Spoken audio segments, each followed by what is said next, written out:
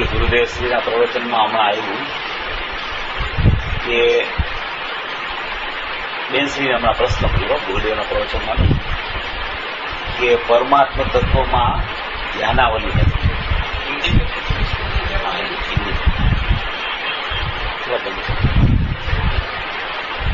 परमात्म तत्व में ध्यानावली नहीं है, ऐसा अभी किसी ने प्रश्न पूछा.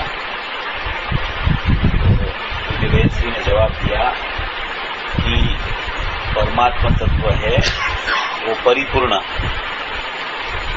वो एक रूप है, और जो ध्यानावली है वो पलट की अवस्था है. इसलिए पलट की अवस्था, पलटता भाव जो है उसको ध्यानावली बोलते हैं. ध्यानावली का जो प्रकरण जो उसने प्रश्न पूछा वो नियम सार की 120 गाथा में, 120 गाथा में या उसका कोई कलश में है कि परमात्मा तत्व में ध्यानावली नहीं है.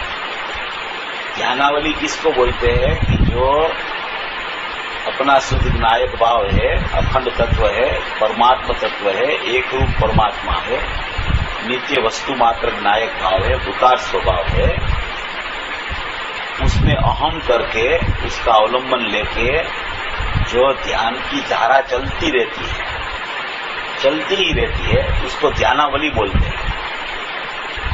जो एक बार अहम करता है उसको ध्यान बोलते हैं, और निरंतर जो चलता है उसको ध्यानावली बोली जाती है. वो ध्यानावली परमात्मा तत्व में नहीं है. ध्यान की धारा जो निरंतर चलती है वो भी परमात्मा तत्व में नहीं है, ऐसा अभी बेनश्री ने बताया. तो निज परमात्मा तत्व क्या है?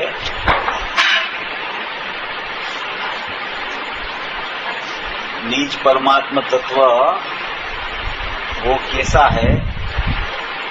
निज परमात्मा तत्व है जो अपना नायक भाव है, भूतार स्वभाव है, ध्रुव भाव है, नित्य भाव है, अपरिणामी तत्व है, शुद्ध तत्व है, अखंड तत्व है, एक रूप तत्व है, अभेद तत्व है, भोग नायक तत्व, वो भूतार स्वभाव जो है वो अनंत गुणों से भरा हुआ, अनंत गुणों की अनंत कारण शुद्ध पर्याय से भरा हुआ, और कारण शुद्ध पर्याय में उसका त्रिकाली ज्ञान दर्शन उपयोग है, उससे भरा पड़ा. और त्रिकाली ज्ञान दर्शन का उपयोग में ये जो नायक भाव है उसका अनंत गुण है, उसकी अनंत कारण शुद्ध पर्याय है. वो अंदर में जो त्रिकाली ध्रुव ज्ञान है और त्रिकाली ध्रुव दर्शन है उसमें निरंतर उसका जानना देखना निष्क्रियपणे क्रिया के बिना वर्तमान में भी चल रहा है. उसका अर्थ क्रिया नहीं है, वो निष्क्रिय रूप से चल रहा है. निष्क्रिय रूप से अंदर में जानना देखना वर्तमान में भी प्रत्येक जीव को चलता है. कोई जीव ऐसा नहीं है कि जिसको अंदर में ध्रुव तत्व में, अखंड तत्व में, एक रूप तत्व में भी जानना देखना नहीं चलता हो. क्योंकि आत्मा है वो पूरा आत्मा है, वो जानने देखने वाला है. वो जानने देखने वाला जो आत्मा है उसको अपन ऐसा बोलते हैं कि ये जानने वाला है, देखने वाला है. तो उसके अंदर में जानना देखना होता है, उसी को अपन जानने वाला देखने वाला बोल सकते हैं. तो अंदर में एक ऐसा स्वरूप भी वर्तमान में विद्यमान प्रत्येक जीव को है कि अंदर में पर्याय की बात नहीं है. वर्तमान प्रगट उत्पाद वाली पर्याय की चर्चा नहीं है. उसके बिना अंदर में ही ऐसा स्वरूप है कि वहाँ जानना देखना वर्तमान में परिपूर्ण रूप से पूरा स्वरूप का जानना देखना त्रिकाली ज्ञान दर्शन का उपयोग है. अंदर में त्रिकाल वो अंदर में पूरा उसका स्वरूप है, उसको जानता देखता है. वर्तमान में ऐसा निष्क्रिय स्वभाव में निष्क्रियपणे जानना देखना वर्तमान में प्रत्येक जीव को वर्त रहा है।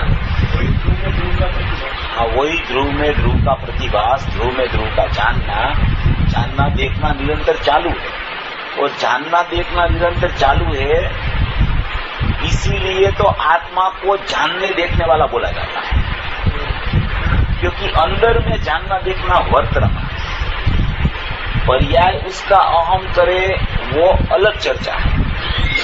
अभी वर्तमान त्रिकाल की बात चल रही है कि त्रिकाल जो है आत्मा, उसमें ध्रुव आत्मा में, शाश्वत आत्मा में, ज्ञायक भाव में, उदार स्वभाव में, अखंड तत्व में, अपरिणामी तत्व में, शाश्वत तत्व में, एक रूप तत्व में, कि एक रूप तत्व में पर्याय की अनेकता नहीं है, अखंड तत्व में पर्याय का खंड नहीं है, ऐसा अखंड तत्व में भी अंदर में ध्रुव में ही ध्रुव का जानना देखना वर्तमान में प्रत्येक जीव को अभी भी वर्त रहा है।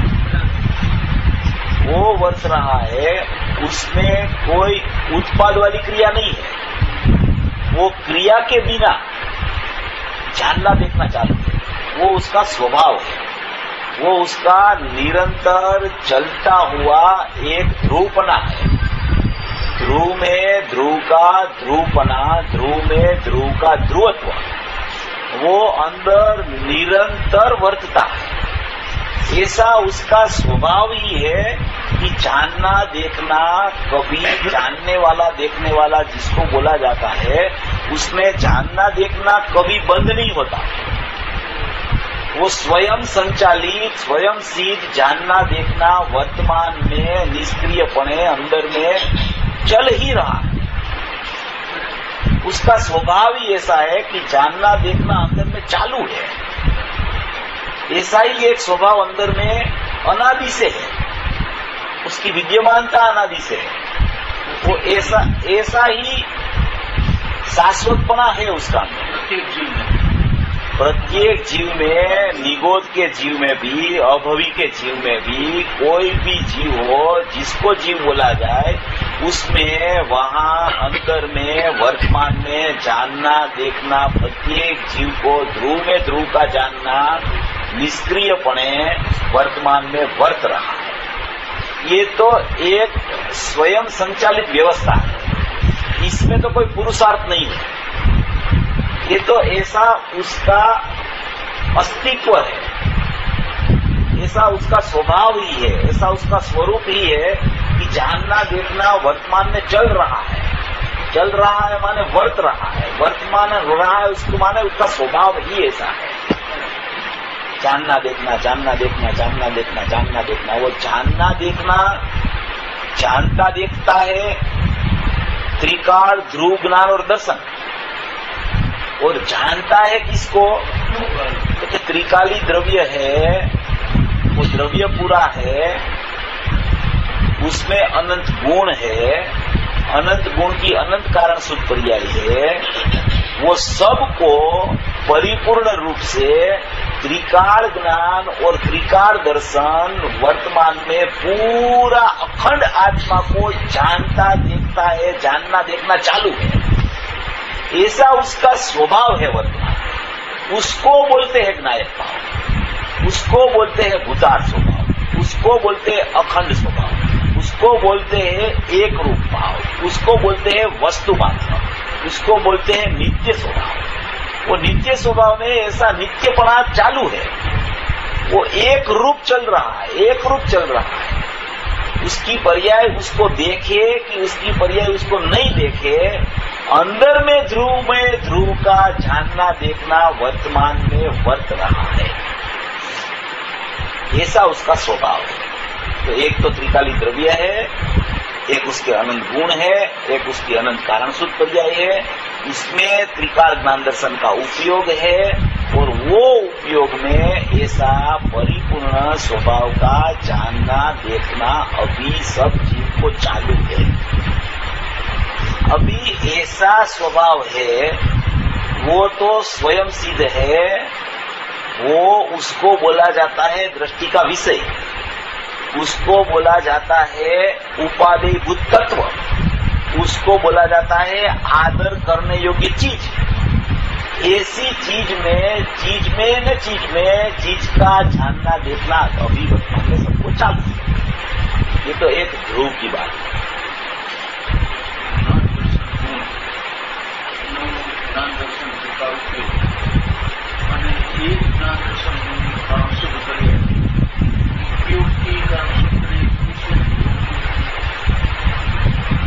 ऐसा है कि वो ध्रुव उपयोग से कारण सूत्र पर्याय अलग है कि एक है, ऐसा खुलासा कहीं आता नहीं है। मगर अपने को अभी उसकी चर्चा नहीं करते हैं। अपन त्रिकाल ज्ञान दर्शन का उपयोग अपने को लेना, उसमें वो कारण सूत्र पर्याय है कि वो त्रिकाल ज्ञान दर्शन का उपयोग अलग है, वो उस बात को, वो विषय को छोड़ देते हैं। उसकी कोई चर्चा का विषय नहीं है। वो अंदर में जानना देखना चालू है, अपना प्रयोजन उसके अलावा कोई प्रयोजन नहीं है। वो उसमें भी है, बहुत सा है उसमें, मगर वो अभी वो चर्चा नहीं करते। इसलिए अभी अंदर में स्वभाव का जानना देखना चलता है, प्रत्येक जीव को चालू है। नाम दर्शन का अंदर में स्वभाव पड़ा है, जानना देखना ऐसा चल रहा है। अभी वो चल रहा है, वो जहाँ जानना देखना चल रहा है, वहां से ही अंदर में से एक उपयोग वर्तमान में प्रकट होता है। अभी वो जो उपयोग अंदर में से प्रकट होता है, वो उपयोग को बोलते हैं पर्यार्थिक नैका पारिणामिक भाव।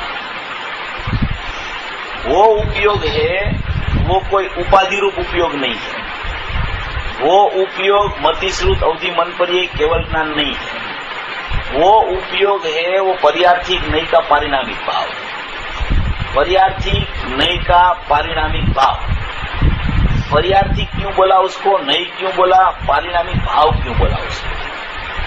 वो उपयोग जो है वो आता है अंदर में से, त्रिकाली ध्रुव में से उसका प्रवाह चलता बहता बाहर निकला है। अंदर में जो ध्रुव का प्रवाह चल रहा है, वो तो ध्रुव में ध्रुव का प्रवाह है। वो प्रवाह में तो प्रवाहवान का जानना देखना वर्तमान में वर्त रहा है, ध्रुव में ध्रुव का। वो अंदर भी ऐसा चैतन्य का, नूर का पूर ध्रुव का प्रवाह अंदर में भी चलता है। वो चलता है, सुस्त नहीं है। अंदर में सुस्तता नहीं है, अंदर में जागृति है। अंदर में वो प्रवाह भी चलता है।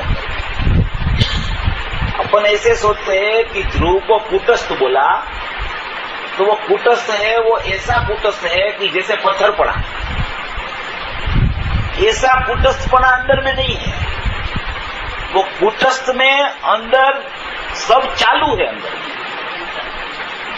वो कूटस्थपना ऐसा है कि कूटस्थ क्यों बोला उसको, कि वो पर्याय का परिणमन जैसे है, ऐसा परिणमन नहीं है, क्रियाशील परिणमन नहीं है। अंदर में भी परिणमन बोला है गुरुदेव, तो वो परिणमन क्या बोला जाता है कि वो क्रिया वाला परिणमन नहीं है। वो स्वभाव का जानना देखना, स्वभाव को, उसको भी परिणमन बोला जाता है। परिणमन का एक ही अर्थ नहीं होता है कि परिणमन बोला तो वो पर्याय ही बोला जाता है, वो क्रियाशील ही बोला जाता है, ऐसा नहीं है। वो अंदर में भी ऐसा माने कि ध्रुव प्रवाह अंदर में चलता है। चैतन्य का, नूर का पूर ध्रुव का प्रवाह वो अंदर में चलता बहता है। अंदर में वो चल रहा है, अंदर में चल रहा है। वो तो ध्रुव में ध्रुव का चल रहा है, मगर वो चल रहा है वहां से ही, उसमें से ही बाहर एक उपयोग पर्यार्थिक नैका पारिणामिक भाव अंदर से निकलता है। वो उपयोग है, वो उपयोग ऐसा है कि वो उपयोग में कोई उपाधि नहीं है। वो उपयोग अनेकाकार नहीं है। वो उपयोग है, वो स्वाभाविक उपयोग है। वो स्वाभाविक उपयोग ऐसा है कि वो ज्ञायक से अनन्यपणे वर्तमान में भी क्रिया होते हुए भी वर्त रहा है। वो उपयोग में क्रिया है, वो उपयोग निष्क्रिय नहीं है। क्रिया होते हुए भी वो उपयोग ने कभी निष्क्रिय शुद्ध पारिणामी कह तत्व को कभी छोड़ा नहीं है। क्यों छोड़ा नहीं है? क्योंकि वो अंदर से ही प्रवाह बाहर निकला है। वो उपयोग की मर्यादा इतनी है कि वो उपयोगवान में ही चलता रहता है, उधर से वो बाहर जा ही नहीं सकता। उसको बोलते हैं पर्यार्थीक नयिका पारिणामिक भाव। वो उपयोग की बाउंड्री क्या है कि वो ज्ञायक भाव को नहीं छोड़ता है वो उपयोग कभी। इसीलिए उसको पर्यार्थीक नयिका पारिणामिक भाव बोला जाता है। पर्यार्थी माने कि वो उत्पाद है, नई माने कि वो अंश है, पारिणामिक भाव माने कि वो जैसा अंदर में ध्रुव में पारिणामिक भाव है वैसा ही उत्पाद हुआ है, इसलिए वो उत्पाद को पर्यार्थीक नयिका पारिणामिक भाव बोला जाता है। पर्यार्थीक नयिका पारिणामिक भाव वो उत्पाद वाला भाव है। ध्रुव में कोई पर्याय का पारिणामिक भाव नहीं है। उत्पाद वाला जो परिणमन है उसको पर्यार्थीक नयिका पारिणामिक भाव बोला जाता है। वो पर्यार्थीक नयिका पारिणामिक भाव को स्वाभाविक उपयोग बोला जाता है। वो भी स्वभाव है, और वो स्वभाव है वो ज्ञायक के साथ लपेटा हुआ है, विकरायला है उसमें, वो छूटता नहीं है उसमें से कभी। वो ज्ञायक को कभी छोड़ता नहीं है, और ज्ञायक का दर्शन निरंतर उसमें चालू है। ज्ञायक जानने में उसमें आ रहा है, और जो वो पर्यार्थीक नयिका पारिणामिक भाव वाला उपयोग है वो उसको निरंतर जानता परिणम रहा है, निरंतर जानता परिणम रहा है। वो भी स्वभाव है। वो उत्पाद वाला उपयोग भी स्वभाव उपयोग है। ध्रुव जो है वो स्वभाववान है, और जो उपयोग प्रकट होता है उत्पाद रूप वो स्वभाव है। वो स्वभाववान से निरंतर लपेटा हुआ है, वो उसको छोड़ता नहीं कभी भी। वो निरंतर स्वभाव में स्वभाववानपना प्रकट है प्रत्येक समय में। कोई समय ऐसा नहीं है कि जिसमें अंदर में ध्रुव का त्रिकाल में जानना है वहां से ही वो पर्यार्थीक नयिका पारिणामिक भाव प्रकट होता है।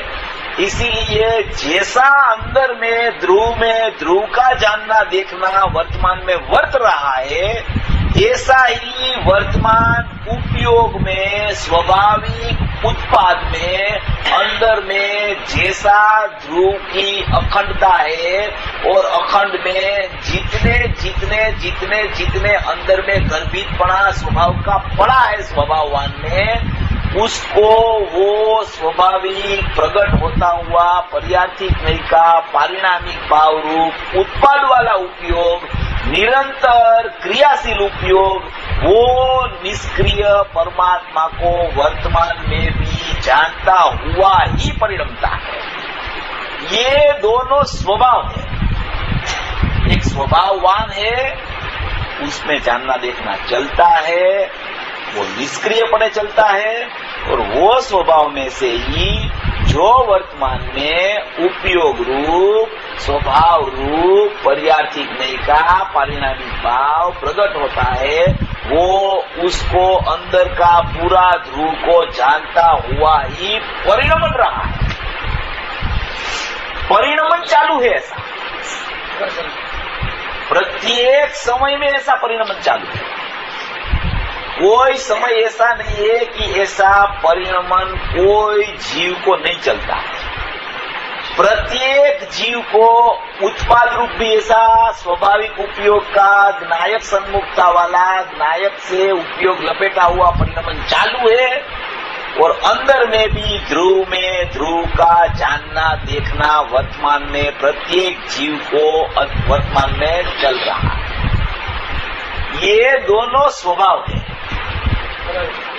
अभी वो उपयोग जो बाहर आया है उसमें अंदर का जानना देखना कैसे चलता है और क्यों चलता है, तो उसका न्याय है कि अंदर में जानना देखना जो चल रहा है वहां से ही उसकी सर्वाणी बाहर निकलती है।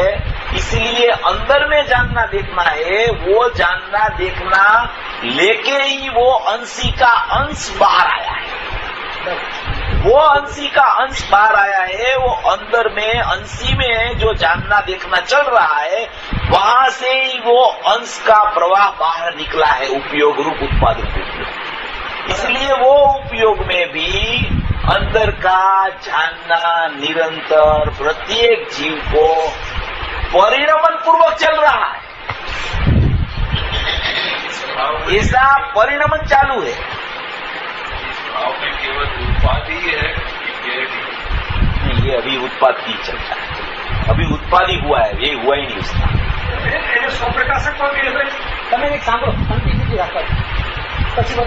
अभी ये उत्पाद की बात चल रही है।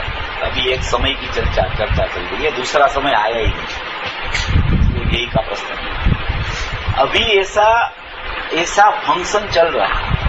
ये उत्पाद रूप उपयोग वर्तमान में क्रियाशील उपयोग काम कर रहा है। वो क्या काम कर रहा है कि वो आत्मा को जानता हुआ परिणम रहा है, जानता हुआ परिणम रहा है, जानता हुआ परिणम रहा है। अभी वो जानता हुआ परिणम रहा है, फिर भी अभी उसको अतीन्द्रिय आनंद का वेदन नहीं आया है। अतीन्द्रिय आनंद का वेदन अभी नहीं आया है उसको, वो प्रक्रिया अभी बाकी है। अभी तो मात्र स्वभाव ऐसा है, स्वभाववान ऐसा है और स्वभाव ऐसा है। स्वभाव में जानना देखना वर्तमान में ध्रुव का चल रहा है। ये तो पहले स्वीकार करना, ऐसा स्वरूप ही है। ये स्वरूप में कभी परिवर्तन आता ही नहीं है। ये स्वरूप अनादि अनंत है, अनादि अनंत है ये स्वरूप। वो स्वरूप में कभी विक्षेप नहीं आता, कभी खलेल नहीं पड़ती, कभी वो बंद होकर दूसरा चालू हो जाता और बाद में फिर वो चालू हो जाता, ऐसा भी नहीं होता। ये तो स्वभाव की ही बात है, ऐसा स्वभाव ही है। उपयोग का स्वभाव जानना देखना पूरे ध्रुव का है और अंदर में ध्रुव उपयोग है, उसका जानना देखना भी पूरे ध्रुव का है। और बाहर में जो उपयोग आता है वो उपयोग ध्रुव में ध्रुव का जानना है, वो पूरा को अखंड को वो उत्पाद वाला उपयोग जानता रहेगा। ऐसा परिणमन वर्तमान में प्रत्येक जीव को चल रहा है। कोई भी समय ऐसा नहीं है कि ऐसा परिणमन किसी को भी नहीं चले। उसी को बोलते हैं आबार गोपाल सबको अनुभूति स्वरूप भगवान आत्मा अनुभव में यानी जानने में आ रहा है।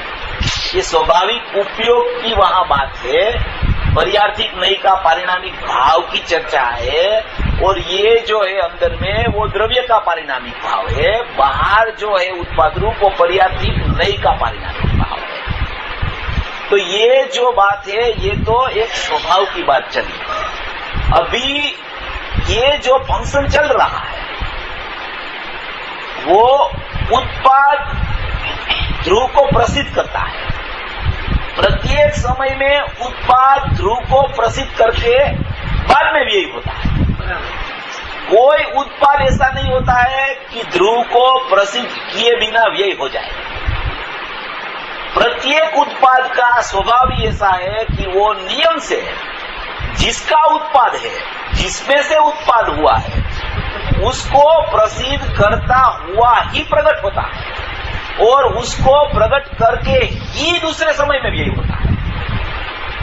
वो कभी उत्पाद ध्रुव को प्रसिद्ध किए बिना रहता ही नहीं है। उसकी स्वभाव की फंक्शनैलिटी ऐसी है कि वो उसको प्रसिद्ध करके ही व्यय होवे।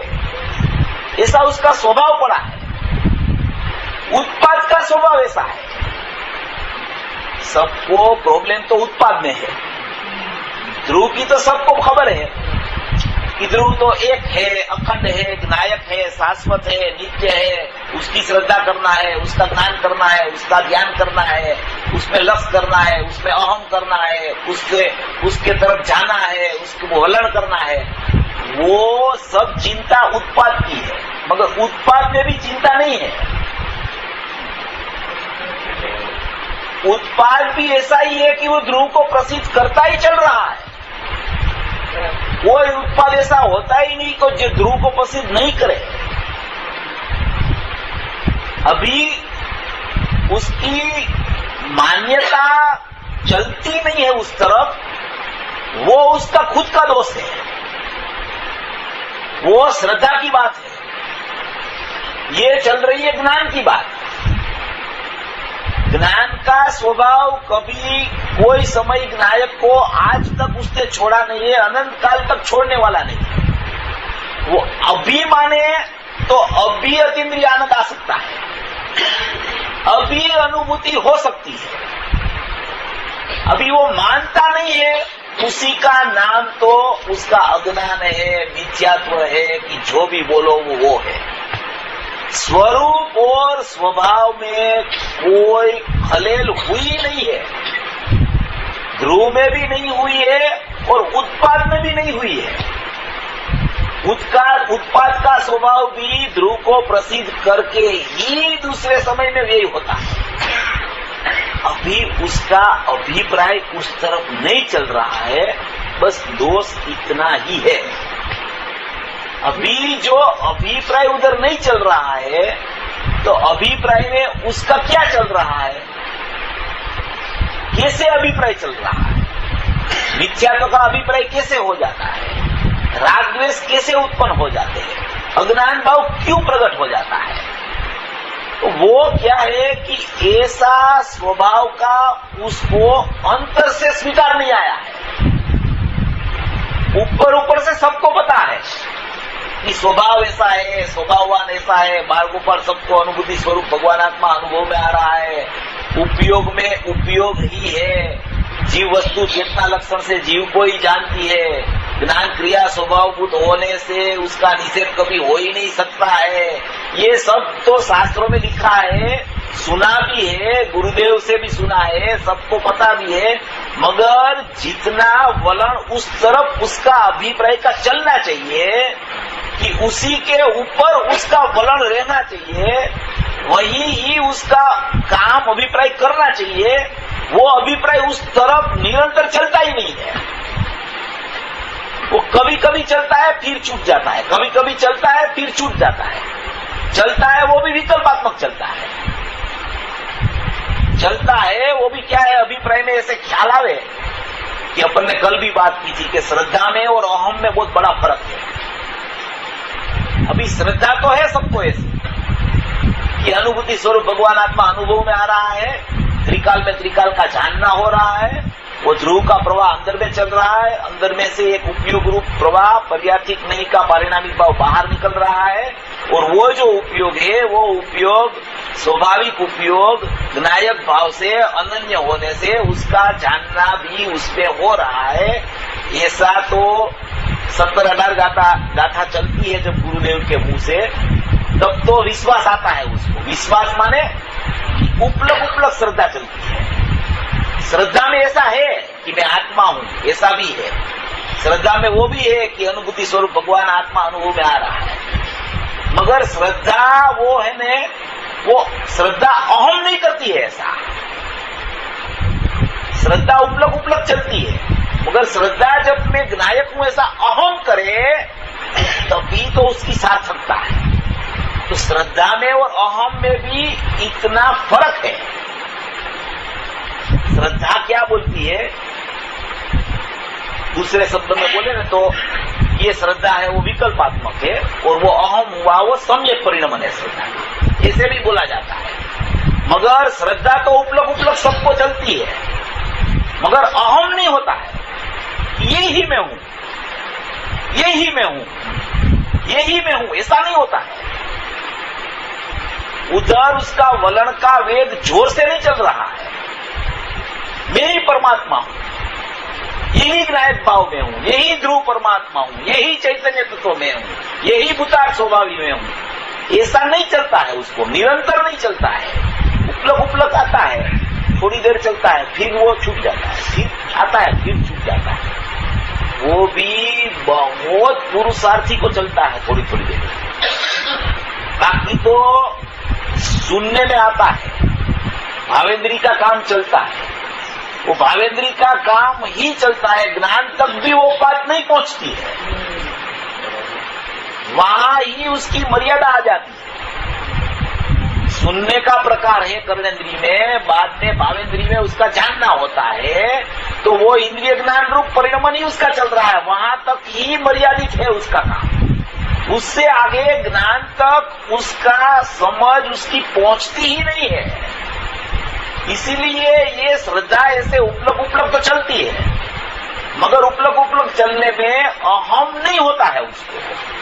ये अहम नहीं होने से क्या होता है कि अतीन्द्रिय आनंद की उत्पत्ति नहीं होती है। कि उपयोग में तो उपयोगवान प्रतिष्ठित है, प्रतिष्ठित करना नहीं है उसको किसी को। उत्पाद में भी ध्रुव वर्त रहा है, पर्याय को कहीं वाड़ना नहीं है। ये उपयोग है, वो उपयोगवान को छोड़ता नहीं है कभी।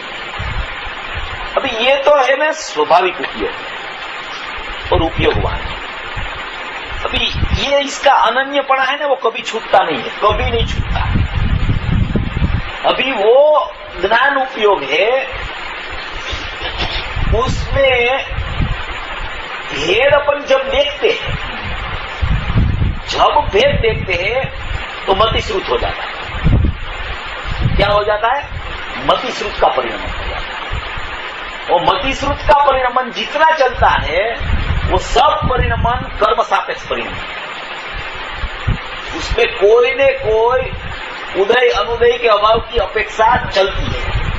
और ये स्वाभाविक उपयोग है, वो निरंतर निरपेक्ष है।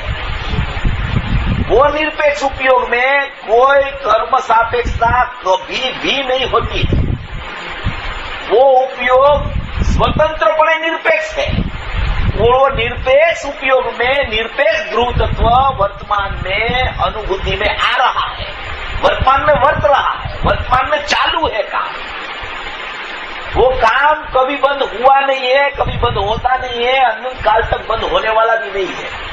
इतना ही स्वरूप है वास्तव में। तो देखो, एक तो ज्ञायक भाव है और एक ज्ञान है, और ज्ञान में ज्ञायक भाव प्रतिष्ठित है। अभी वो ज्ञान में ज्ञायक भाव प्रतिष्ठित है, उसमें भेद होता है तो सब प्रक्रिया दूसरी शुरू हो जाती है। भेद होता है मतलब मतिश्रुत का परिणाम। एक तो मतलब तो रिजल्ट, पर भेद શું થાય છે?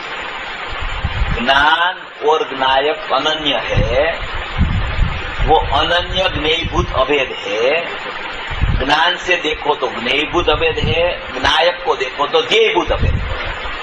वो ध्येयभूत अभेद है, वो अनंत गुणात्मक है, अनंत कारण सूत्पर्यात्मक है, त्रिकाल ज्ञान दर्शन उपयोगात्मक है।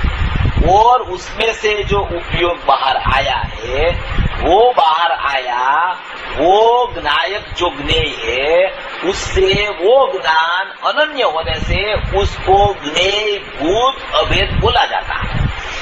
वो ज्ञेयभूत अभेद में जब ज्ञान का भेद वो करता है, उपयोग का भेद करता है, ज्ञेय में जो भेद पाड़ के उपयोग को देखता है, तभी वो भेद में विकल्प की उत्पत्ति होती है। और वो विकल्प है, वो विकल्प इतना उत्पन्न हुआ, उसमें पूरा संसार है। पढ़ता है तो उतना ही भेद पड़ता है, और नहीं पढ़ता है तो अभेद परिणमन चलता है।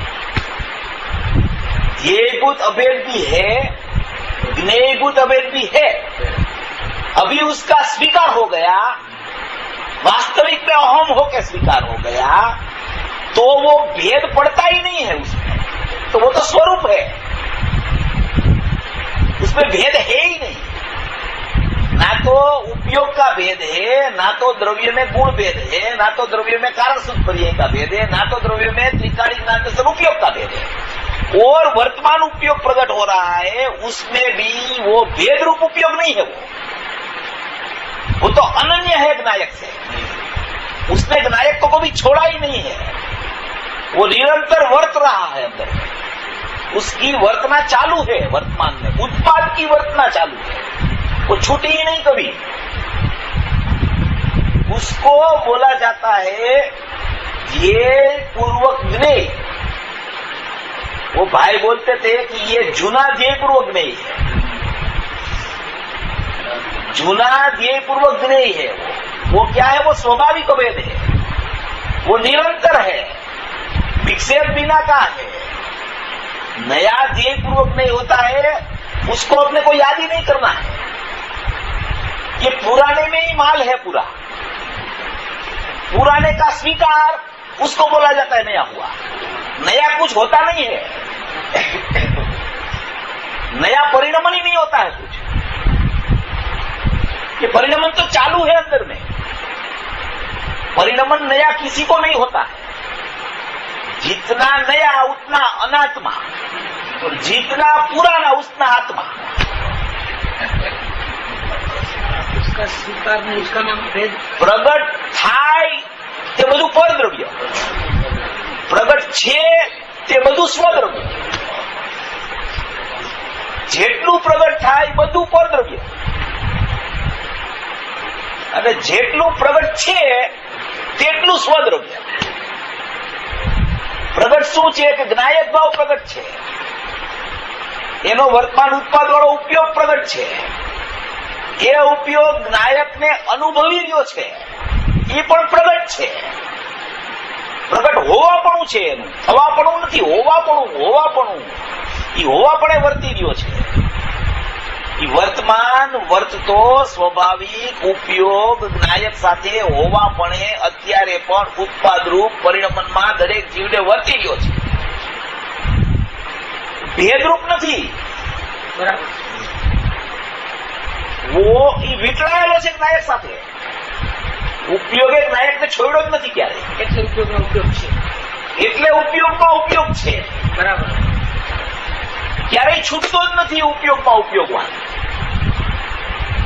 હવે સ્વીકાર, સ્વીકારમાં હવે સ્વીકાર કોનો આવે એ પ્રશ્ન છે। ઉપયોગમાં ઉપયોગવાન છે એવા ઉપયોગ સહિતના ઉપયોગવાનનો સ્વીકાર આવે તો સમ્યક દર્શન થાય, કે માત્ર ઉપયોગવાનનો સ્વીકાર આવે તો સમ્યક દર્શન થાય, કે આખા ઉપયોગથી ઉપયોગવાન અનન્ય છે એવા આખાનો સ્વીકાર થાય તો સમ્યક દર્શન થાય। એ આખામાં ધ્યેયભૂત ને જ્ઞેયભૂત અભેદ છે, એ આખું જો ભેદરૂપ થતું જ ન હોય, એ અનન્ય જ હોય, તો એ આખામાં પર્યાય અહમ કરે કે આ જ હું છું તો સમ્યક દર્શન થાય। કે ઉપયોગને જુદો તારવે અને જ્ઞાયકને જુદો તારવે અને જ્ઞાયકમાં અહમ કરે તો સમ્યક દર્શન થાય। તો ઉપયોગને જુદો તારવે કેવી રીતે અનન્ય હોય? તો એ સ્વાભાવિક અભેદ હોય તો એ જુદો કરી કેવી રીતે શકે? અને એ જ્ઞાયકમાં અહમ કરી કેવી રીતે શકે? એને જુદો રાખીને અહમ શ્રદ્ધા કેવી રીતે કરે? ને ભેગો રાખીને કરે તો સમ્યક દર્શન થાય કે ન થાય? અને જુદો પડી શકતો ન હોય તો ભેગો રાખે તો સમ્યક દર્શન ન થાય, તો જુદો પાડવો પડે ઉપયોગને, અને ઉપયોગને જુદો પાડે તો ભેદ થઈ જાય। ભેદ થઈ જાય તો એનું જ્ઞેયભૂત અભેદપણું છૂટી જાય, જ્ઞેયભૂત અભેદપણું છૂટી જાય ને ધ્યેયભૂત અભેદપણું છે એમાં અહમ કેવી રીતે કરે તો વિકલ્પ થઈ જાય। આ મોટો પ્રશ્ન। હવે આમાં કરવું શું? બરાબર, સ્વરૂપ તો આવું છે, સ્વરૂપમાં કાંઈ ફેરફાર થઈ શકે એવું નથી। તમે ઉપયોગને જુદો નહીં કરી શકો, તમે ઉપયોગવાનને જુદો જોઈ પણ નહીં શકો, તો તમે અહમ આખામાં કરશો તો આપણે એમ થાય કે એ તો પ્રમાણ થઈ જાય છે. પ્રમાણમાં અહમ કરતા તો અનુભૂતિ ન થાય. તો સ્વાભાવિક પ્રમાણમાં અહમ કરે તો અનુભૂતિ ન થાય. પર્યાર્થિક નહીંનો પારિણામિક છે, એના સહિતનું દ્રવ્ય હોય એમાં અહમ કરે તો અનુભૂતિ થાય કે ન થાય? ન થાય. તો જુદો એને તારવીને અહમ કેવી રીતે કરી શકાય? શ્રદ્ધાની પર્યાય અહમ કરવાની. શ્રદ્ધાની પર્યાય આ પ્રશ્ન છે ને.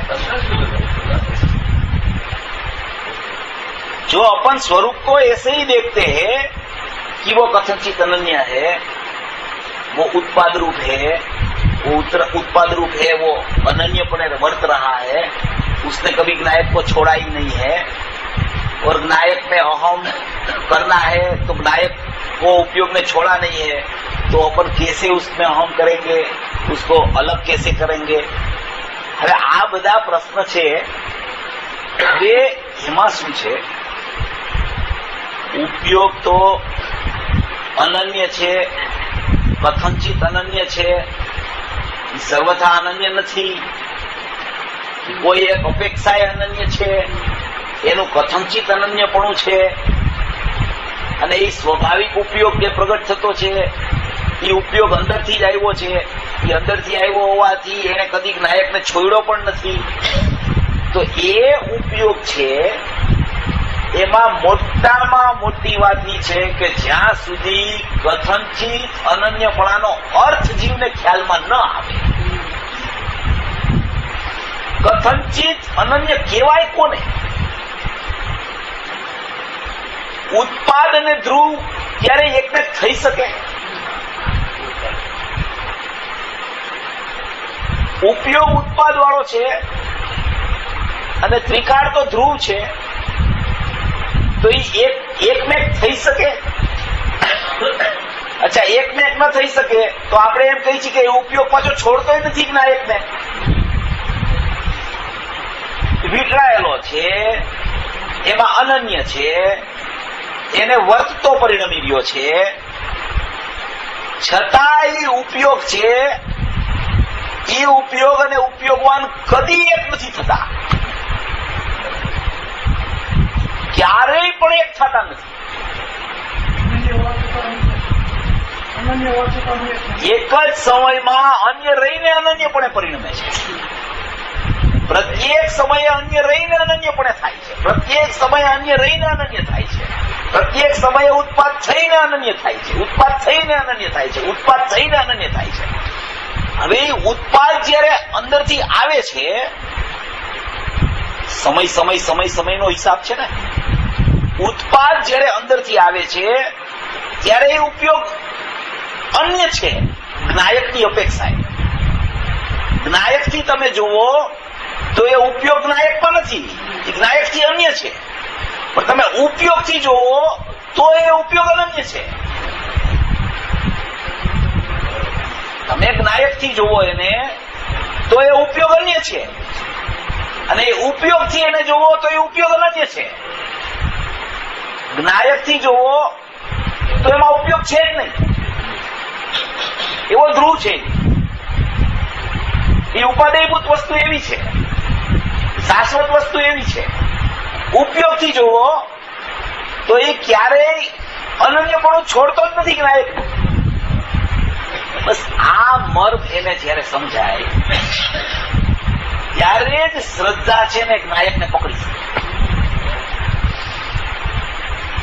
આ મર્મ એના જ્ઞાનમાં એકદમ જડબે સલાક બેસી જવો જોઈએ, પકડાઈ જવો જોઈએ. કથનચિત અનન્યપણું જેવો જ્ઞાયક છે એવો જ ઉપયોગ પ્રગટ થાય છે, માટે એને પર્યાર્થિક નયનો પારિણામિક ભાવ કીધો છે. કથનચિત અનન્ય એટલે શું? જેવો જ્ઞાયક છે એવો જ ઉત્પાદ થયો છે, એટલે એને કથનચિત અનન્ય કહેવામાં આવે છે.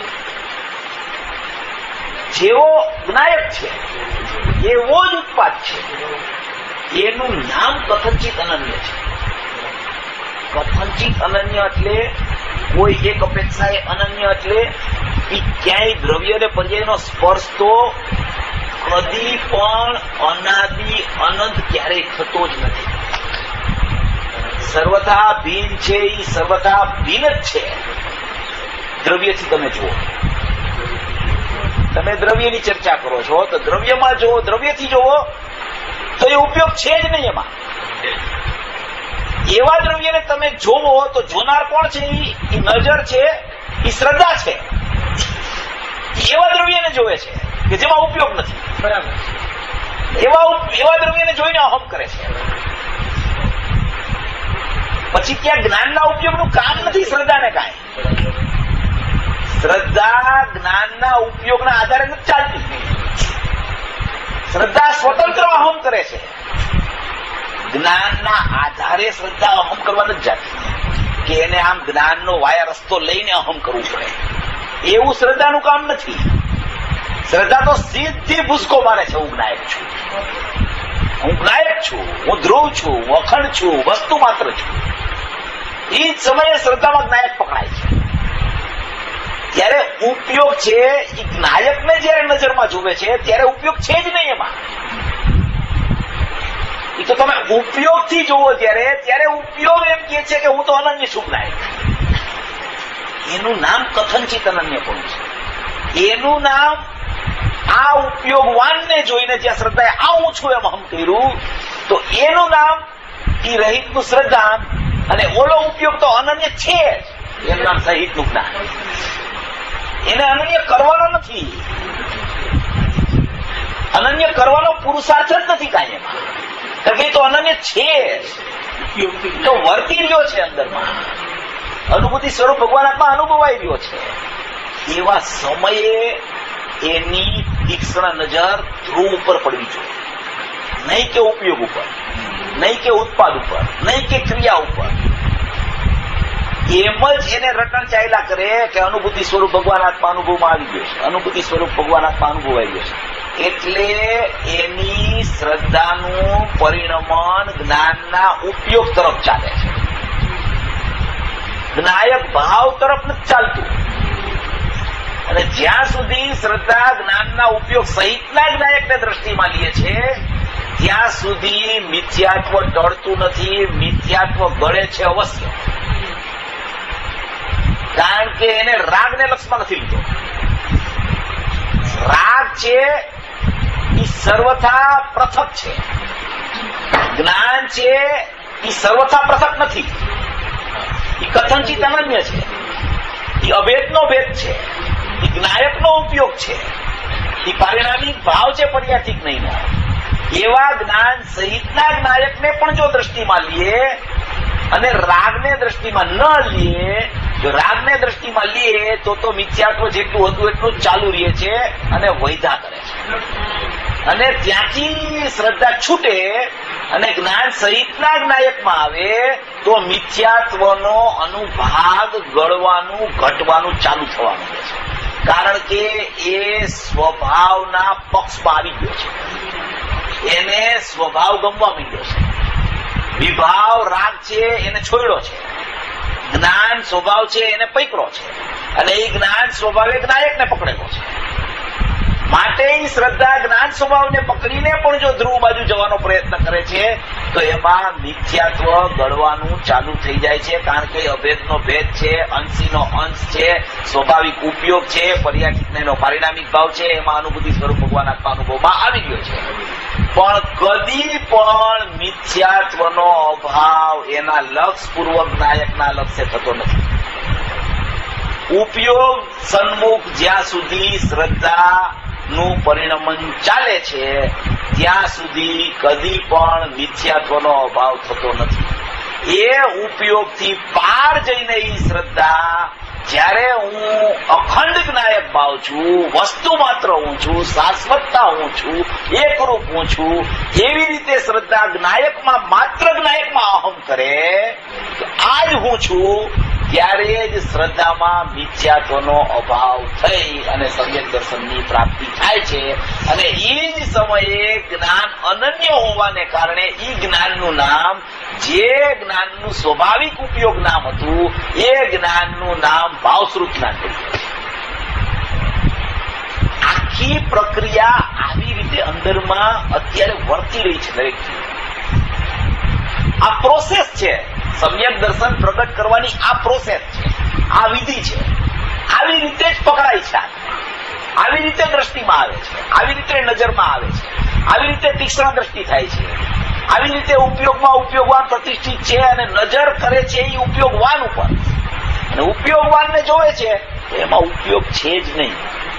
વર્તમાન કાંઈ નથી, એમાં ત્રિકાર બધું છે, વર્તમાન કાંઈ નથી, કોઈ પણ પ્રકારનો ઉત્પાદ નથી એમાં. સ્વાભાવિક ઉત્પાદ છે જ નહીં ધ્રુવમાં. જ્યાં ઉત્પાદ આવે ને ત્યારે એ ઉત્પાદ ગમે તેવો હોય ધ્રુવમાં ન હોય. પંચાસ્તિકાયમાં કીધું છે કે ઉત્પાદ વ્યયથી રહિત છે ધ્રુવ. ઉત્પાદ વ્યયથી રહિત. ઉત્પાદ વ્યયમાં અગુરુ લઘુ મૂળની પર્યાય આવી ગઈ, સ્વાભાવિક પર્યાયો પણ આવી ગઈ બધી.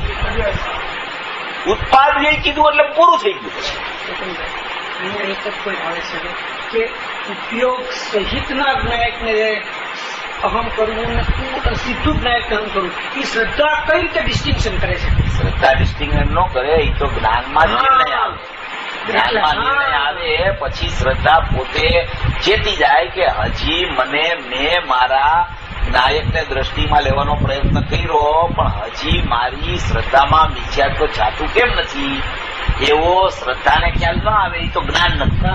શ્રદ્ધા તો આંધળી છે, શ્રદ્ધામાં કઈ છે. આપણે જે પોઈન્ટ આપણે ચર્ચામાં થયો ને, જ્ઞાનમાં ખબર પડે છે કે ભાઈ અત્યારે શ્રદ્ધામાં હજી મિથ્યાત્વ ચાલુ છે, પણ શ્રદ્ધા એ પોતાનું કાર્ય ચાલુ કરવા માટે વિષય એને જે લેવો જોઈએ એ લીધો નથી. ત્યારે જ્ઞાન પોતે જ શ્રદ્ધાને વિષય સોંપે છે, અને એ જ્ઞાન શ્રદ્ધાને વિષય સોંપે છે ત્યારે શ્રદ્ધા હું આ જ્ઞાયક છું એમ અહમ કરે. જ્ઞાન વિષય સોંપે છે એનો અર્થ શું? કે યા કઈ લેતી દેતી નથી. પણ જ્ઞાનમાં એવો નિર્ણય થઈ જાય છે કે આ એક જ્ઞાયક ભાવ છે, એમાં જ અહમ કરતા અનુભૂતિ થઈ શકે છે.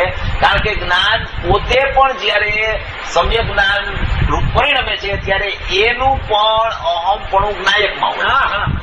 એવું જ્ઞાન જાણે છે ત્યારે એને ખબર પડે છે કે દરેક ગુણની પર્યાય બધા ઉત્પાદને બાદ કરી અનંત પર્યાયોનો વિષય, અનંત પર્યાયથી રહિત એકલો અનંત ગુણાત્મક અભેદ અખંડ જ્ઞાયક ભાવ છે.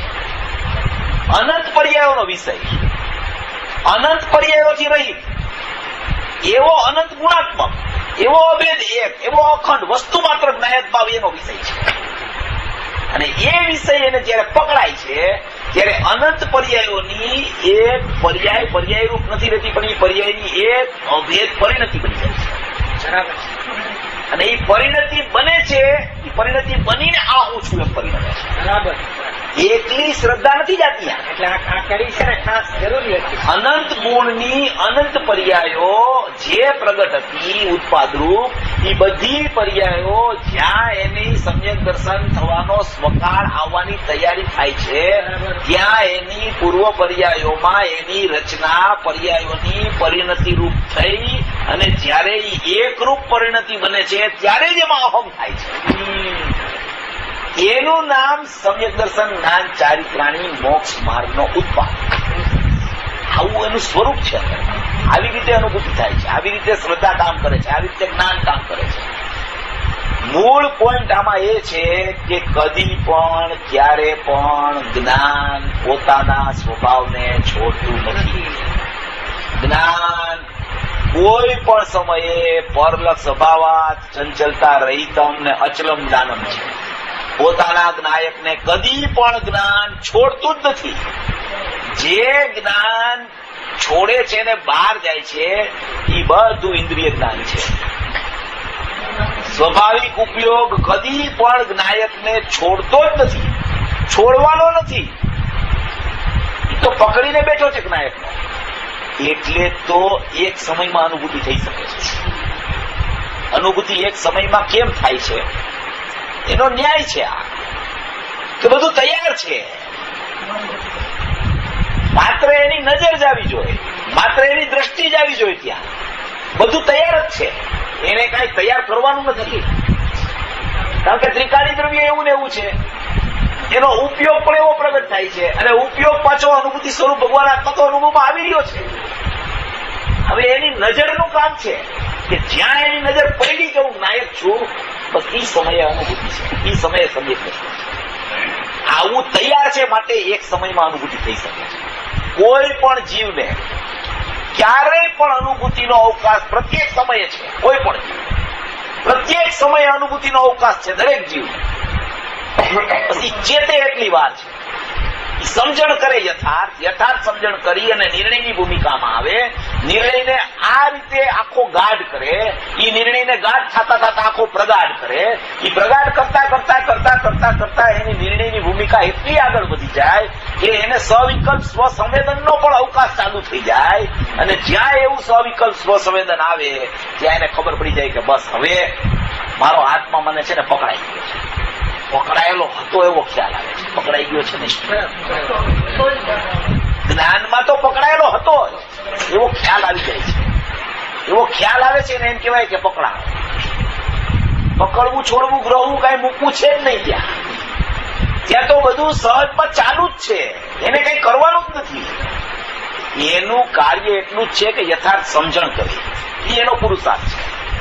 પર્યાયોને ફેરવવાની નથી, પર્યાયોને અભેદ કરવાની નથી, પર્યાયોને દૂર કરવાની નથી, કે પર્યાયોને ક્યાંયથી લઈ આવવાની નથી. ક્યાં પર્યાય ઉપયોગ છે એ છોડ્યો જ નથી નાયકને, તો એને અંદર લઈ આવવાનો પ્રશ્ન જ ક્યાં છે? એને તો યથાર્થ નિર્ણય કરવાનો છે.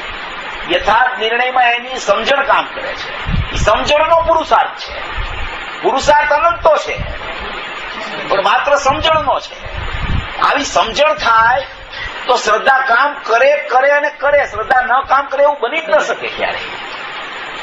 એવી રીતે શ્રદ્ધા કામ કરે છે. જેટલા જ્ઞાનીઓ થાય છે એને આવી રીતે પરિણમન થાય છે, આવી રીતે સમ્યક દર્શનને પામે છે, અને આમ જ અનુભૂતિ થાય છે. એટલે સરળ છે માર્ગ, કારણ કે એને કઈ કરવાનું નથી, એને પર્યાયને ફેરવવાની નથી, એને પર્યાયને ક્યાંય બહાર મોકલવાની નથી કે સર્વથા ભીન છે, હવે પર્યાયને પેલા દૂર કરો, પછી કે કથનથી અભિન્ન કરો. એ તો બધી ઉપદેશના કથનોમાં આવે કે પેલા તું પર્યાયને સર્વથા ભીન માન, પછી તું કથનથી અભિન્ન માન. એ બધા ઉપદેશના કથન છે.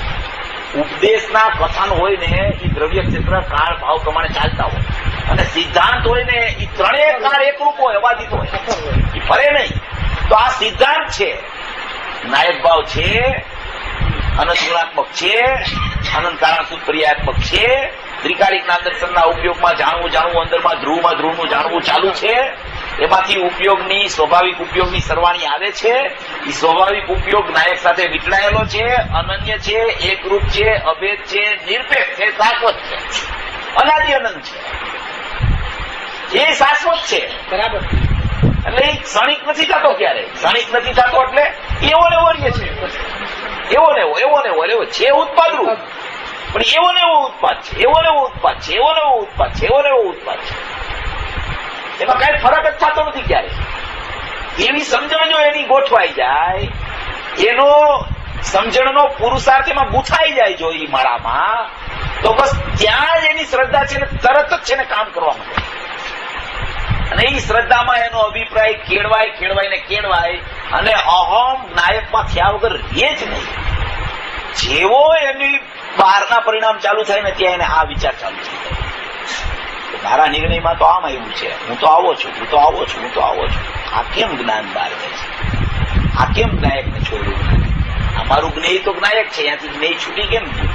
આ તો અભેદ જ્ઞેય છે મારું. આ તો ભીનરૂપ જ્ઞેય નથી, અભિન્ન જ્ઞેય છે, અભેદ જ્ઞેય છે. એટલે કોઈ છોડ્યો જ નથી નાયકને. અને હું આમ કેમ બહાર ભમું છું એવું મને લાગે છે? હું તો આ ભાવ છું, હું તો નાયક એક ભાવ છું, હું તો શાશ્વત વસ્તુ છું, હું તો ત્રિકાળ સ્વરૂપી આત્મા છું, હું તો એકરૂપ આત્મા છું, હું તો અખંડ આત્મા છું, હું તો ધ્રુવ છું. એમ એનું વલણનો વેગ ત્યાં ચાલવા જ માંડે છે, અને ચાલવા માંડે છે ને ત્યાં જ શ્રદ્ધા કામ કરવા માંડે છે. શ્રદ્ધા કામ કરે ત્યાં જ એને અનુભૂતિનો જન્મ થાય છે. હવે ખરેખર શ્રદ્ધા એ કામ કર્યું, અનુભૂતિ થઈ ગઈ. હવે આપણે એમ કહી છીએ કે કારણ તો ધ્રુવ તો કારણ છે નહીં, બરાબર? બહારમાં કોઈ કારણ નથી. એને બહારમાં કોઈ દેવશાસ્ત્ર ગુરુથી સમ્યક દર્શન થતું નથી. તીર્થંકરની દિવ્ય ધ્વનિ આવે તો એનાથી પણ કઈ સમ્યક દર્શન કોઈ જીવને થતું નથી. પોતાના પુરુષાર્થથી જ થાય છે, અને પુરુષાર્થથી થાય છે એમાં કારણ કોણ છે આપણે 5 મિનિટમાં પૂરું જ કરી દઈશું. અંદરમાં જે કારણસૂદ પર્યાયો પડેલી છે, કારણસૂદ પર્યાય આચાર્ય ભગવાને 15મી ગાથામાં લખેલી છે. નિયમ સારી આચાર્ય ભગવાનના કોઈ કથન એમને એમ લખાતા નથી હોતા. એનું કાંઈક ને કાંઈક ક્યાંક પ્રયોજન હોય છે, અને એ પ્રયોજન પૂર્વક ત્યાં કારણસૂદ પર્યાયનો ધ્વનિ આવ્યો છે કે ઉજિત પંચમ ભાવની પરિણતિ, તેને કારણસૂદ પર્યાય કહેવામાં આવે છે. હવે ત્રિકાળી દ્રવ્ય કારણ પડતું નથી, બહારમાં કોઈ કારણ છે નહીં. પર્યાયનું કારણ જો પર્યાયથી જોઈ તો પર્યાયનું કારણ પર્યાય જ છે. ઉત્પાદનું કારણ વર્તમાન ઉત્પાદ જ છે, એના કારણ કાર્ય એમાં જ છે. એનું બીજું કોઈ કારણ છે જ નહીં. પર્યાયનું કારણ પર્યાય છે ઉત્પન્ન થવાનું, પણ પર્યાયનું કારણ પર્યાય છે તો એમ કોઈ રટણ કર્યા કરે પર્યાયનું કારણ પર્યાય છે તો પર્યાય સમ્યક નથી થતું. પર્યાય હું ધ્રુવ છું એમ ધ્રુવના અવલંબન પૂર્વક જ નિયમથી શુદ્ધ થાય છે. એવી પર્યાયને ધ્રુવની અપેક્ષા નથી છતાં ધ્રુવનું અવલંબન લે ત્યારે જ શુદ્ધ થાય છે. છતાં એ શુદ્ધ થાય છે ત્યારે ધ્રુવનું જ અવલંબન હોય છે. એવો પ્રકાર છે. તો હવે એ જે ધ્રુવનું અવલંબન લેતા શુદ્ધ થઈ, તો ધ્રુવ તો અકારણ છે. જો એ કારણ બની જાય તો બધી પર્યાયો એક સરખી આવવી જોઈએ. આપણે બપોરે વાત થઈ હતી કે એક સરખી આવવી જોઈએ, અને એ કોઈ પર્યાયમાં વધઘટ ન થવી જોઈએ. સમ્યક દર્શનની પર્યાય આવે તો પછી યથાર્થ ચારિત્રની આવે જ નહીં. કેવળ જ્ઞાનની ન આવે તો સમ્યક દર્શનની જ આવ્યા છે. બરાબર? તો એવું તો થતું નથી. માટે એનો ન્યાય છે કે ત્રિકાળી દ્રવ્ય તો અકારણ છે, એ તો કારણ પડતું નથી. તો કારણ કોણ છે? કારણપણું છે અંદર. એ કારણપણું છે કારણસૂદ પર્યાયમાં. એટલા માટે જે તે ગુણની કારણસૂદ પર્યાયો અંદરમાં, ગુણની કારણસૂદ પર્યાયો અંદરમાં જ અભેદપણે ગર્ભિતપણે ત્રિકાળી દ્રવ્યમાં વિદ્યમાન છે. અને જ્યારે જ્યારે જ્યારે જ્યારે જ્યારે કોઈ પણ પર્યાય ધ્રુવનું અવલંબન લે છે, ધ્રુવનું અવલંબન પર્યાય લીધું, પરિણતિ બનીને લીધું, એવા અવલંબનમાં પર્યાય શુદ્ધ થઈ, તો પ્રશ્ન અહીંયા આવે છે કે આખા જ્ઞાયકનું અવલંબન દરેક પર્યાયે લીધું હોવા છતાં શ્રદ્ધા ગુણની પર્યાય 100% શુદ્ધ થઈ ગઈ, અને બીજા બધા ગુણની પર્યાયો આંશિક શુદ્ધ થઈ. તો એ કેવી રીતે? એવું શા માટે થાય? તો બીજી પર્યાયોને અન્યાય થઈ ગયો. એક શ્રદ્ધા ગુણ 100% સમ્યક થાય ત્રિકાળી દ્રવ્યોનું અવલંબન લે એટલે, અને જ્ઞાનની પર્યાય, ચારિત્ર્યની પર્યાય, અનંત ગુણની અનંત પર્યાય આંશિક જ સમ્યક થાય, તો એ તો ત્રિકાળી ધ્રુવે આ બધી બીજી ગુણની પર્યાય ઉપર તો અન્યાય કર્યો. બીજી બધી પરિપૂર્ણ શુદ્ધ એક સમયમાં કેમ ન થઈ? અવલંબન તો પૂરા દ્રવ્યનું લીધું છે, છતાં એ શુદ્ધતા કેમ ન પ્રગટ થઈ? ત્યાં આ કારણ શુદ્ધ પર્યાયની જરૂરત પડે છે. કોઈ એમ કે આ કારણ શુદ્ધ પર્યાયની કઈ કામ જ નથી, આપણે એવું નથી.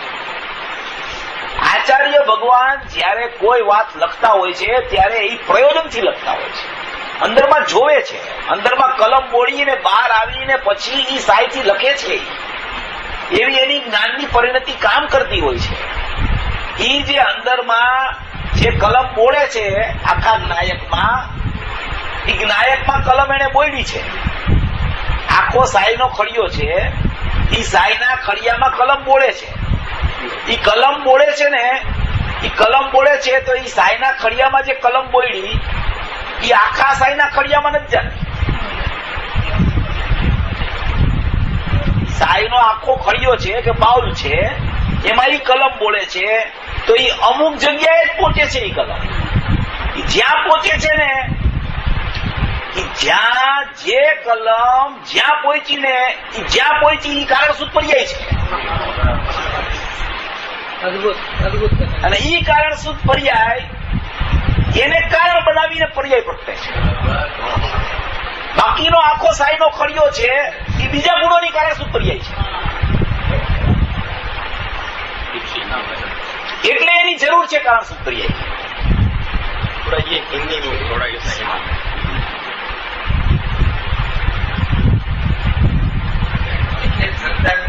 श्रद्धा गुण परिपूर्ण चौथे गुण स्थान में होता है और बाकी के गुण की पर्याय आंशिक शुद्धता रूप परिणमती है. तो पूरी सब पर्याय ने परिणति बन के अवलंबन तो पूरे नायक का लिया है. तो पूरा नायक का अवलंबन लिया है, फिर भी एक श्रद्धा गुण 100% सम्यक हो जाता है चौथे गुण स्थान और बाकी के गुण आंशिक सम्यक होते हैं. तो उसमें तो ऐसा होवे कि द्रव्य अगर कारण होवे तो दूसरे गुणों की पर्यायों पर अन्याय हो गया. तो ऐसा तो नहीं होता है, द्रव्य अन्याय तो करता नहीं है.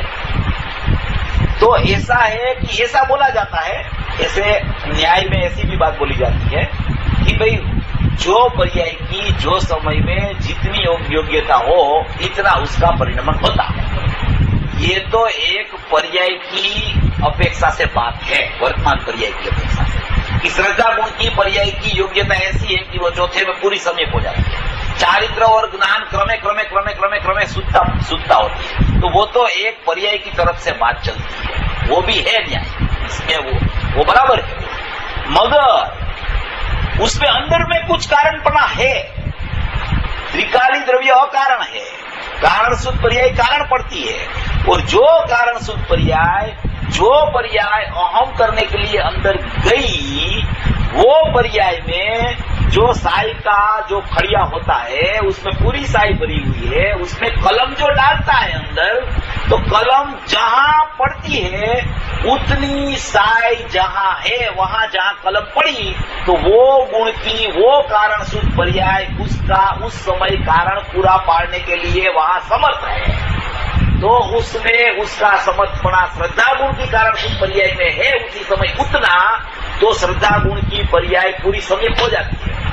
बाकी का गुण की पर्याय का कारण शुद्ध पर्याय का कारणपणा पूरा पाड़ने का आंशिक ही पूरा पाड़ने का उस समय में कारणपणा है. तो उस समय में उसकी आंशिक शुद्धता ही होती है. कलम भी है ना, कलम फिरती है पहले ऐसे, फिर वो बीच में आ जाती है.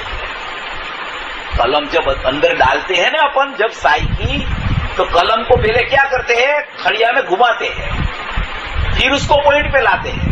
तो वो घूमती है ना, वो सब गुण की कारण शुद्ध पर्याय है, वहां वो पहले घूम लेती है, फिर वो स्थिर होती है श्रद्धा की कारण शुद्ध पर्याय. तो श्रद्धा की कारण शुद्ध पर्याय परिपूर्ण शुद्ध हो जाती है, परिपूर्ण शुद्धता हो जाती है पर्याय में. और बाकी की कारण शुद्ध पर्याय आंशिक उसको कारणपना देती है, तो आंशिक शुद्ध होती है. उसके लिए कारण शुद्ध पर्याय की आवश्यकता है. ये कारण शुद्ध पर्याय का मर्म है, ऐसा मर्म है उसमें कारण शुद्ध पर्याय. वो कारण पड़ा पूरा पाड़ती है. त्रिकाली द्रव्य उस समय कारण रह जाता है. કારણપણું ત્યાં જ છે કારણ શુદ્ધ પર્યાયમાં. અને ત્રિકાળી દ્રવ્ય જે ખડિયામાં ફરતો જે સાય છે એ આખું દ્રવ્ય છે ત્રિકાળ, એ અકારણીય છે. જેટલામાં પર્યાય અહમ કર્યું એટલું જ કારણપણું કારણ શુદ્ધ પર્યાય પૂરું પાડે છે. બાકીનું આખું દ્રવ્ય અકારણ છે. એનું નામ અકારણ પરમાત્મા. કારણ શુદ્ધ પર્યાયનું કારણપણું, વર્તમાન પર્યાયની યોગ્યતા રૂપેનું પરિણમન અને સમ્યક દર્શન જ્ઞાન ચારિત્રાણી મોક્ષ માર્ગની ઉત્પત્તિ. શ્રદ્ધા ગુણ 100% પરિપૂર્ણ. એ સમયે કારણ શુદ્ધ પર્યાય કારણ એને પૂરું પાડ્યું છે. બાકીના ગુણોની પર્યાયો આંશિક શુદ્ધતા રૂપ પરિણમી, તો એની કારણ શુદ્ધ પર્યાયની કારણ પૂરું પાડવાની એટલી જ સમર્થતા ત્યાં છે, માટે એ એટલી જ સમ્યકપણે પરિણમે છે. વર્તમાન પર્યાયથી જુઓ તો એની યોગ્યતા છે, અંદર ધ્રુવથી જુઓ તો એનું કારણ પૂરું પાડવાની એટલી જ શક્તિ અંદરમાં પડેલી છે.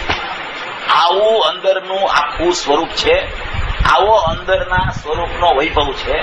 માટે અંદરનું સ્વરૂપ માત્ર હું જ્ઞાયક છું એનાથી ખ્યાલમાં નથી આવતું. જ્ઞાયકના અંદર તમારે તમારા ઉપયોગને જમાડવો પડશે. અંદર જઈને યથાર્થ નિર્ણયની ભૂમિકા જોવી પડશે અંદરમાં. ત્યારે અંદરથી ખબર પડશે કે ઓહો, અંદરમાં તો આટલી જાઓ જલાલી ભરેલી છે, અંદરમાં તો હું અનંત શક્તિ સંપન્ન છું, અંદરમાં તો અનંત વૈભવવાન છું, અંદરમાં તો મારું કેટલું ભરેલું છે, હું ક્યારેય અધુરાશ વાળો નથી, આવું અંદરમાં સામત ભર્યું છે. કે જ્યાં એવો જ્ઞાનીનો ઉપયોગ અંદરમાં કામ કરવા માંડે નિર્વિકલ્પ દશામાં, પછી એ ઉપયોગે આખા જ્ઞાયકને જોયા પછી બહાર આવી કેવી રીતે શકે? આવું જોવે પછી એ જ્ઞાયકની બહાર નીકળે કેવી રીતે ઉપયોગ? એ ઉપયોગવાળને છોડે જ નહીં, ક્યારેક છોડ્યો જ નથી. આવી પૂજ્ય ગુરુદેવશ્રીની અદભુત વાત છે. અને આ ગુરુદેવને તો ખૂબ કેવું હતું આમાં, કોઈને સ્વીકાર ન આવ્યો એટલે ગુરુદેવે વાત બંધ કરી દીધી કે હવે આ કોઈ પંડિતોને બેસતું નથી, બંસીધરજીને નો બેઠું, બીજા પંડિતને નો બેઠું, તો કે હવે સાધારણ સમાજને તો ક્યાંથી બેસે, નકશોય બનાવ્યો છતાંય ન બેઠું, મૂકી દીધી વાત ગુરુદેવે. તો ક્યારેક કરતા ગયા. 79 સુધી દેહ વિલય પહેલા 4 મહિના પહેલા વાત કરેલી છે કારણ સૂત્ર ગુરુદેવ. દેહ વિલય પહેલા પ્રવચનોમાં 3-4 મહિના પહેલા પણ આ વાત આવી ગઈ છે. એને બહુ અંદરથી ચાલતી વસ્તુ, અને કહેતી આ તો મુનિઓના કાળજા છે, આ તો મુનિઓના હૃદય છે. આનો તમને અત્યારે ભલે કદાચ તમને ખ્યાલમાં ન આવે તો પણ એને શ્રદ્ધામાં રાખજો કે આવું છે અંદરમાં. ત્યાં સુધીની વાત ગુરુદેવ કરી ગયા છે. એટલે આ અદભુત વાત છે, અને એનું સ્વરૂપ વાસ્તવિક આવું છે. કારણ શું પર્યાયનું સ્વરૂપ આવી રીતે અંદરમાં રહેલું છે. જે અકારક અવેદક ને કારણે છે, એવો જ આત્માનો સ્વભાવ છે, એવું આત્માનું સ્વરૂપ છે. આવી રીતે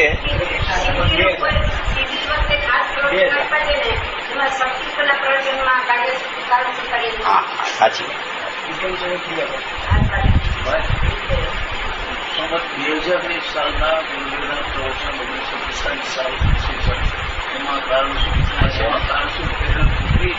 છે ને, તો 19 પ્રવચનની બુક છે એમાં છે. આપણે સમજ્યા પહેલી રીતે આ પ્રશ્ન આવી રીતે આજે સમજ્યા, આપણે વાંચ્યું હશે, કર્યું હશે બધું, પણ કઈ રીતે અંદરનું વિશ્વ છે ને, અંદરનું વિશ્વ કેવી રીતે છે ને, એ તમને આપણને આજે ખબર પડી કે કઈ રીતે કઈ રીતે આત્મા અકારણ નથી બનતો અને કઈ રીતે અકારક ને વેદક છે, એ છે તમને આજે ખરેખર. કોઈને પ્રશ્ન હોય તો કયો, આપણે પૂરું કરીએ. તમે પૂછવો તો કઈ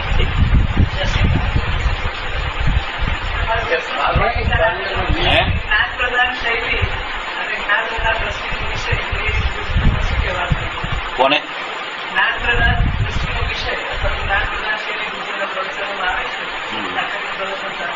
આજે આપણે વાત થઈ ને કે ભગવાન આત્મામાં આટલો બાકી રહી જાય, એ સ્વરૂપ તો આ જ્ઞાન પ્રધાન દ્રષ્ટિનો વિષય કઈ જ્ઞાન પ્રધાન દ્રષ્ટિનો વિષય ગુરુદેવે કીધો છે ને.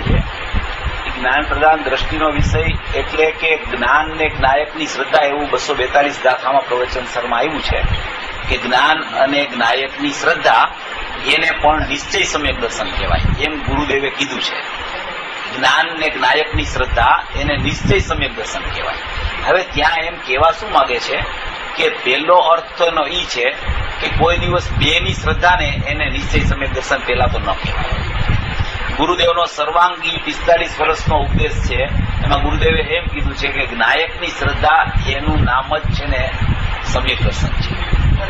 એક વાત ત્યાં જ્ઞાન અને જ્ઞાયકની શ્રદ્ધામાં ગુરુદેવનો કહેવાનો આશય એમ છે કે કોઈ જીવ જો જ્ઞાનના પરિણમનનો સ્વીકાર જ ન કરતો હોય અને એકાંતે એમ જ કહેતો હોય કે જ્ઞાનના પરિણમનની કોઈ કિંમત જ નથી, જ્ઞાનને માનતો જ ન હોય અને માત્ર જ્ઞાયક કરતો હોય, તો એવું નથી. જ્ઞાન અને જ્ઞાયક બેયની શ્રદ્ધા એને થાવી જ હોય તો જ સમ્યક દર્શનનો જન્મ થાય.